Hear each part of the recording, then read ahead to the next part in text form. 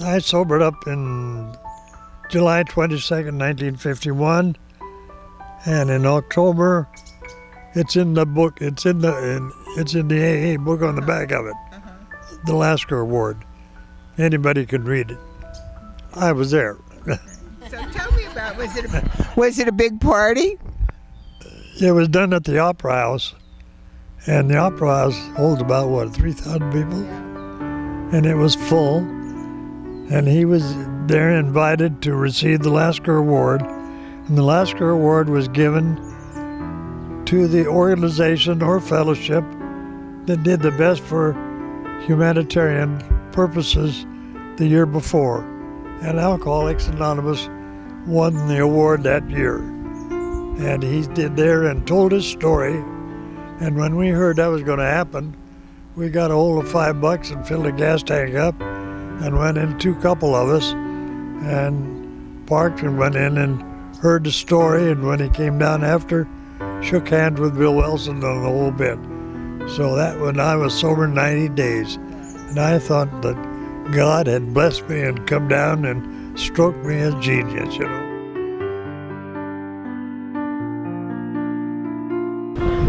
Doug Higgins for SoberRun.com. And Marcy has a story for us. I remember meeting Al when I was brand new in recovery in Los Gatos. And I had to move to meetings over in South San Jose. And he had been called on to chair one of our meetings at Cahalan. And it was a Friday night. I was going out. I had on my leather mini skirt and my high heels. And Al called on me to speak. And I got up and I shared what I had to say. And as I was walking back to my chair, he says, "I ain't dead." And I have always appreciated that he appreciated me. Doug Higgins for SoberRun.com. This is the famous Bob Stokes. He's promised me he'll keep it under 3 minutes. Thank you, Doug. One story that comes to mind is one day Al called me up at my office and he says, "I got a fantastic deal for you." He says, "I just invested $25,000 in a first mortgage on a house at 18%. And without thinking, I said, "Al, I'll take 30,000 of that." So we get into this thing, and we were in it about 5 years. And the lady that had we had the mortgage with, she couldn't make her payments. And Al and I were just fretting and sweating and what have you. And then it was bought by an attorney. And the attorney, he had it about 2 weeks, and he hadn't paid anything either. And his wife threw him out because she caught him cheating. But then, luckily, she took over the whole thing, and she saw that after a period of about a year, a little over a year, she was able to get us all our money back. And I called Al up and I said, "Al, if you get another deal, I don't care if it's 50% interest, don't call me, because I couldn't take this anymore." And he agreed with me. So Al and I were longtime friends, and that's just one of many, many stories that I could tell you, but right now I just can't think of any more. So thanks a lot, Doug. And Bob, thanks for taking the time. Doug Higgins for SoberRun.com. We're with Chris Carson. Chris, tell us a story about you and Al. Story about me and Al. I was on the board of directors for Alano Club West, and Al was the president of the board. My job was to be the secretary of the board of directors, and that was before all the nice word processing stuff that we have now. And I hand did the notes for the meetings, and then I would type them up, and then I would hand a set out at every meeting. And I showed up at a meeting, and with one set, and Al said, "You know, you should bring a set of the minutes for everybody in the meeting so that they can read them and we can approve them and get moving." And I said, okay. And the following month I came back and I had one set again. And Al said, do you have any more sets? And I started telling him the story about why I didn't have more sets, and it was a pretty lengthy story. It was about 3 or 4 minutes long. I was explaining why I didn't have time to do all the minutes the way he wanted them done and all that stuff. And Al stopped me in the middle of it, and he said, Chris, that was a yes or no question. And I learned a lot about communication that day. And I owe Al my life. Thanks. Chris, thanks a lot. Yeah, my name's Ernie L. I'm an alcoholic, and I was a good friend of Al's, and he was a big mentor to me. I was secretary of the Gorilla meeting on Thursday nights about 2006, 2007, and Al Easthouse would drill all the secretaries. You know, he'd give them all the rules to go by, and one of the most important rules that he told all the secretaries was that don't let anybody go over 3 minutes time, and if they go over 3 minutes time, then you got to, you know, give them the gavel and boot them out of there. And I did pretty good at that, you know. And Al would come talk to me after the meeting and say, "Hey, did a good job." And eventually, after about four months of doing that, Al Easthouse went over about 4.5 minutes, and it was getting time to close the meeting. And I gave Al the gavel. And he didn't like it too much anyway. He pretty much gave me every word in the book. And but I said, you know, Al, I learned by the best, and that was you. So anyway, I'll never forget that. Al was a great mentor, and I'm going to miss him dearly. Thank you very much. Ernie, thanks for taking the time. Thank you. In case you didn't know, this is Stana. I want to say hi to Lynn and Keith. Hi, Lynn and Keith. Do you have a story that you can tell us about you and Al? Yes, I do. My name's Stana, and I came in when I was 26 years old, and I came in Minnesota and Lincoln, the Lana West. And I walked in, and I had hair down to here, and I was pretty talkative. Not like today, I'm very quiet. But anyhow, I walked in, and I saw this man in the back porch, and he says, "Come over here, young lady." And I went over there, and he gave me a big hug, and he says, "What's your name and what's your story?" And I said, "My story?" I said, "I think you already know my story from my mom, Maggie. She's in the program." And Al goes, "Sit down, I want to hear your story from you." And I sat there talking to him, and at the end, he just smiled, and he says, "Stana, keep coming back." I love Al. This is the one thing I did. I called Vern the other day, and I think he got afraid that I was going to ask to be a speaker, but I didn't want to be a speaker. I called him and I said, Vern, I want to tell you a couple things about your dad.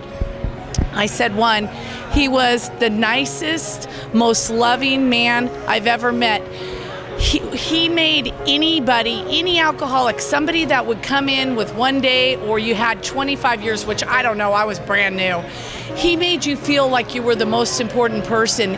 And the bottom line is he never turned down somebody to talk. I watched him. He sat in the back. There's only a couple alcoholics in this program, and I'm not kidding, that would sit in the back all day long and talk to anybody that came, and Al is one of them.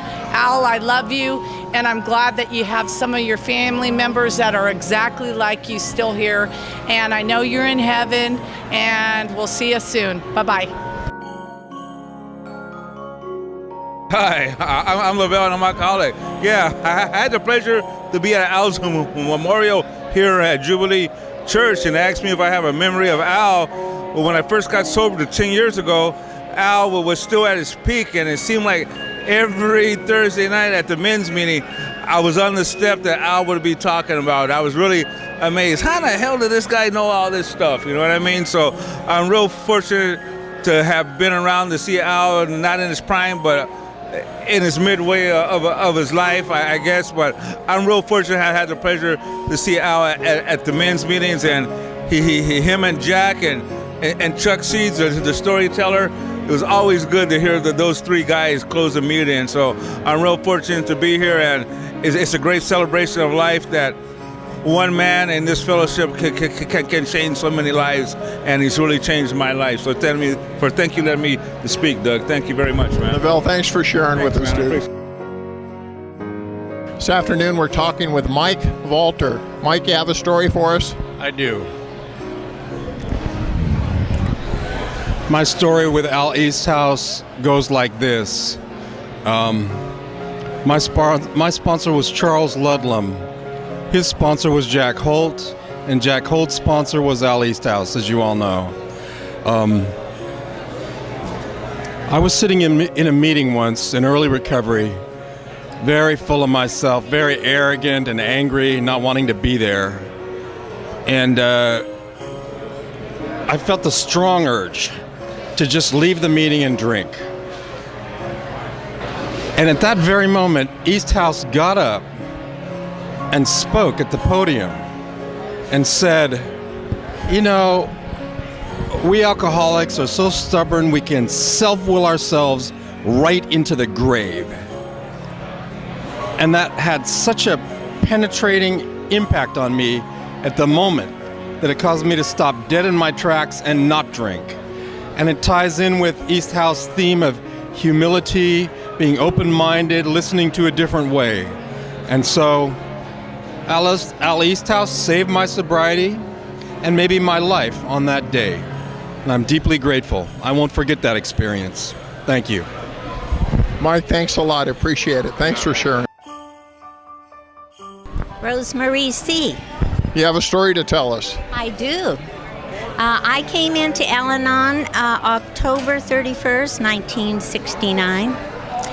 Shortly after that, I went to Fair Avenue Alano Club and started to go to Al-Anon meetings there. A lot of disruption and happiness in my life, and this little tiny guy looked me up one day and said, I noticed that you come in and out of these Al-Anon meetings a lot. I wondered if you've ever thought about going to an AA meeting.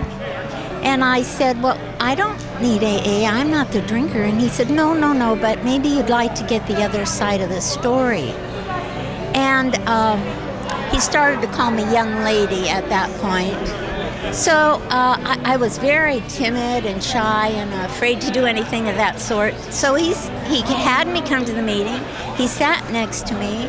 He had me hear what was going on and really mentored me to and through understanding the 12-step programs from the other point of view. And I continue to use that in my life today. My life has changed a million times since then.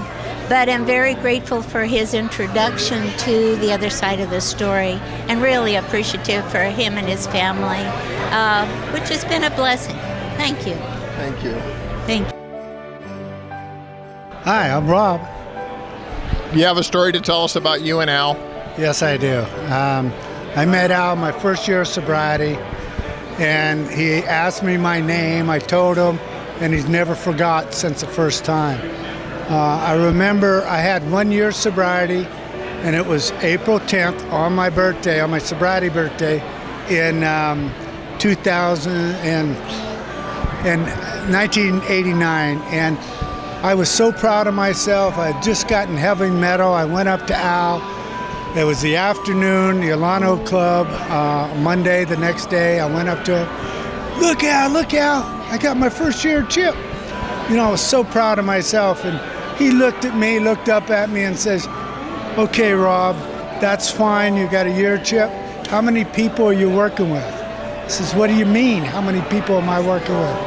I says, I work with my sponsor. He says, no, how many people are you sponsoring? He says, I don't sponsor anybody. He says, Rob, keep coming back, and one of these days you'll get it, and quit running around the rim. And I just wanted to hit that little shit, but I realized who he was and what he was saying, and after that point on, I started working with others. And I'm still here today, 25 years later. Thank you. Rob, thanks for sharing. I'm Stephen Malm. Steve, you have a story to tell us about you and Al? Yes, I do. During the service, they were talking about how Al would come to the back of the meeting just to meet guys, and I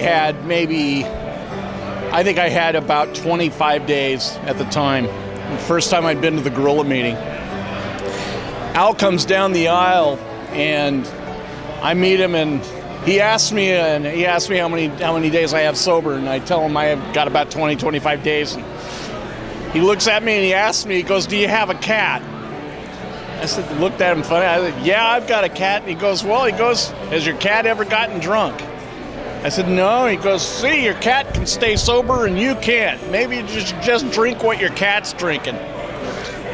And, it was just one of those stickers that, it hung with me. I went back and I had a resentment against the cat. In fact, I went and got the biggest dog I could get just to give my cats a complex because, I wanted to mess with them. Had a resentment against my cat because of what he told me. But nonetheless, I stayed sober, and I'm grateful for it. Steve, thanks for sharing with us.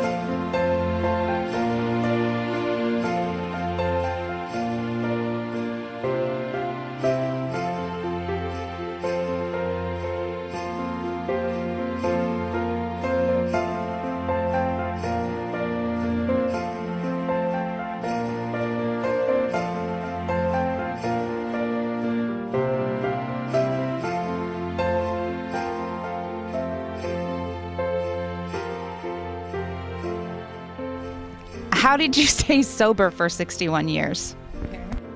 Well, I've been asked that question many, many times, but I haven't been sober because of me. I have been sober 61 years because of Alcoholics Anonymous in this county, in this valley, the people, the way it's done, what it's done for me, and you learn to enjoy the journey and not the destination. The journey is total every day, and it's full of it every day. You can be so full of fulfillment that you almost become overcome sometimes. And the longer you're here, the better it does that. It's really fantastic.